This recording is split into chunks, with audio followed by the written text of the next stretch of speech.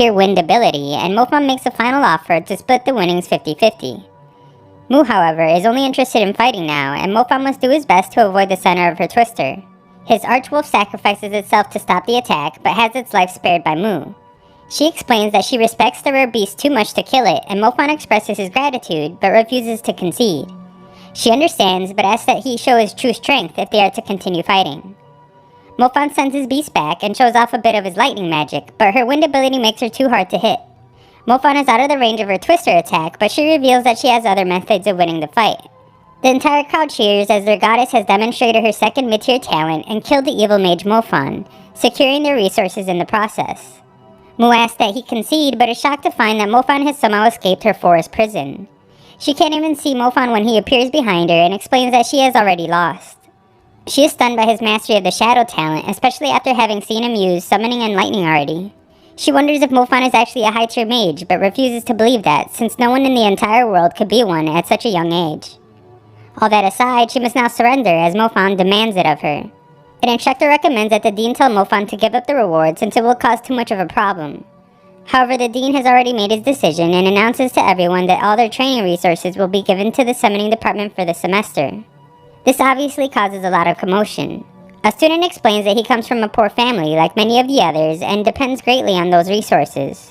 They refuse to give them up to a student who obviously comes from privilege and had a much easier life than they did.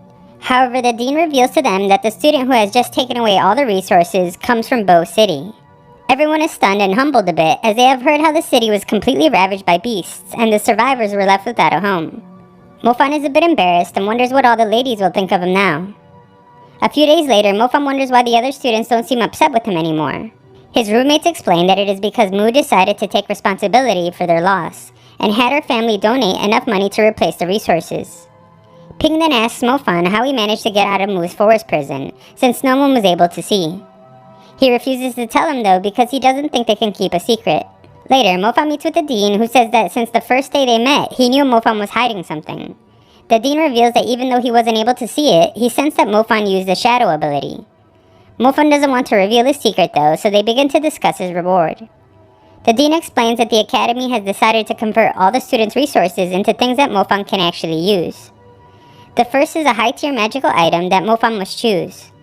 There are several to pick from, but Mofan chooses a pair of demon blood boots that the dean says will improve his running ability, and will even allow him to cut through boulders. His next reward is the opportunity to train at a sacred training ground called the 3-Step Tower. It is a very rare opportunity that he will only get to do once, so the dean recommends he only use it when he really needs a breakthrough. The remaining prize comes in the form of 2 million yuan that Mofan can use as he pleases. Before handing it over though, the dean gives a long-winded speech about the current state of the world and a mage's responsibility towards it. Afterwards, Mofan thinks about how the best magical items cost 10 times more than what he has, and instead calls his father to tell him to buy a nice house. He also knows that his sister is alone often and would like to get her a nanny. He would like to eventually be able to afford those magical items though, so he decides to go back to hunting.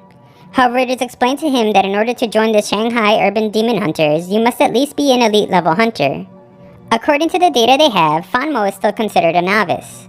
He becomes upset and demands his money back, but the man says there might be something else he can do. He says that he should consider joining a private hunter club. They are founded by master hunters that use their reputation to attract clients. They also charge more and have a higher success rate. When he arrives at the office, a girl informs him that the base price for a job will cost him 300,000 yuan, but Mofan explains that he is there for an interview. She informs her grandpa of Mofan, but explains that he is too young and they won't be hiring him. An actual client arrives, and Mofan is surprised to see that the girl can be polite when she escorts the woman in. She is there because she thinks her husband might be a monster, since he is usually out all night and she has found his clothes covered in blood. Mofan recommends that she call the police, but she says that they don't believe her. The girl then tells her to think more positively, since her husband might not even be a monster and might just be a normal murderer. The club leader declines her request, and she says that she will blame them if something happens to her son. The man explains to Mofan that things aren't always what they seem, and shows him a form that was filled out by the woman's husband. He has already hired them since he thinks his wife is the monster. What's even more shocking to Mofan though is that the man reveals that this will be Mofan's first assignment. He is unsure if he can find out who the liar is, but the man explains that the job is actually to just protect their son. He is then surprised once more when it is explained that he will be taking the little girl with him. but she demands respect when she shows him her certification as a master hunter. She thinks Mofan looks like a fool and objects to taking him, but the man has already decided. Later, Mofan explains that he wants to be a hunter so that he can gain experience in actual battle, but the little girl named Ling Ling knows it's really just about the money. The man formally introduces himself as Bao and explains that a small job like this one will only pay a few 100,000 yuan. Mofan is shocked to hear that large amount, but Bao says he can just consider the job as practice. Later, the pair think that Mofan's name is Fanmo because that is still his name in the hunter's database, and Ling Ling wonders why her grandfather has recruited him. He explains that he has potential and will one day surprise her. The next day, Mofan gets in a taxi that is also transporting a group of girls that are upset with him for embarrassing their idol Fang in battle. He arrives to his meeting with Ling Ling to find that she sits dangerously at the edge of a building. She explains that she has managed to install cameras in their client's home and they hear that the woman is about to take a bath. Mofan, being the gentleman that he is, offers to take over watching the camera since Ling Ling must be tired, but she declines and calls him a pervert. She then begins to wonder how someone who was so concerned earlier could be so calmly taking a shower now.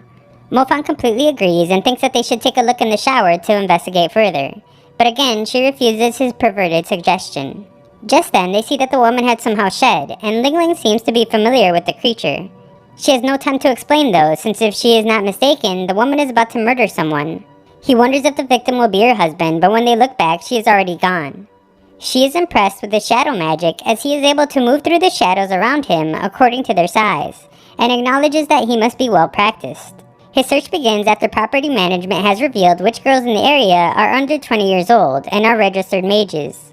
There are only 6, and he goes to check on a trio that live in an apartment near the woman's house. He arrives to see that it's the girl from the taxi and barges in but doesn't find the woman. He believes he made a mistake and begins to apologize just as one of the girl's roommates gets thrown in front of them. The girl explains she has a light talent and he asks her to come along. They find that her third roommate has already been taken by the creature and Mofan must stop his attack to check on the girl he thought would be helpful. He must then chase after the fleeing monster but stop when he sees that all the building's lights are on. Without any dark areas, Mofan is not able to travel using his shadow magic. Just then, Ling Ling informs him that the husband has arrived home, but that he has also started shedding. He wants to go back to check on the girls, but Ling Ling says that she knows they will be fine, and that what's most important is they protect the child. They're running out of time as the man has finished shedding, but Mofan arrives just in time to land an attack. However, it doesn't get paralyzed at all, and Ling Ling warns him that the male is extremely strong. The other monster appears to reveal that they are working together, and Ling Ling decides to come help. Mofan says that she won't be needed though, and uses his Boots of the Beast to get them out. He hoped to avoid using magic near people's homes, but has no other option, and hits them with a powerful fire attack.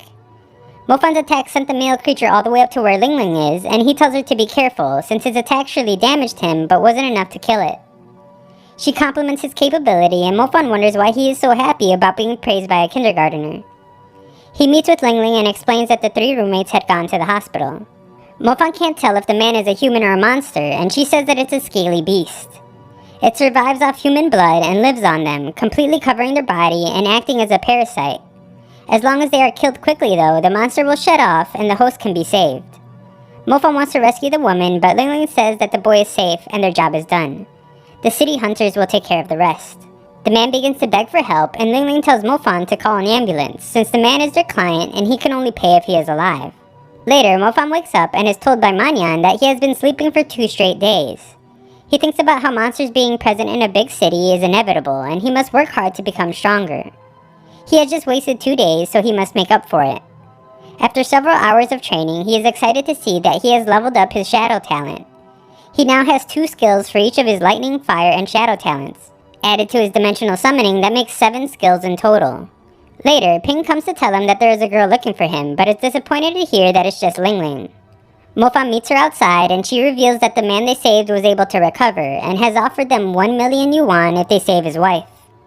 She then shows him a map that they will use to find her. Ling Ling had managed to obtain a sample of the female demon's blood, and created a system with this data. She explains that if a red dot appears on the map, then it will be the female demon's location, and the black dot is theirs. Nothing is showing yet, and she says they need to wait for the sun to go down since the parasitic monster looks just like a normal human during the day. At night though, when it gets hungry, it will have to come out and hunt. Mofan is really impressed with their high-tech tracker, but notices that something seems to be wrong with it. There are far too many red dots, but Ling Ling is confident that her tracker is working properly, explaining that she might not be great in battle, but technology is what she excels at. Knowing that they are parasitic, Mofan begins to wonder if they are also capable of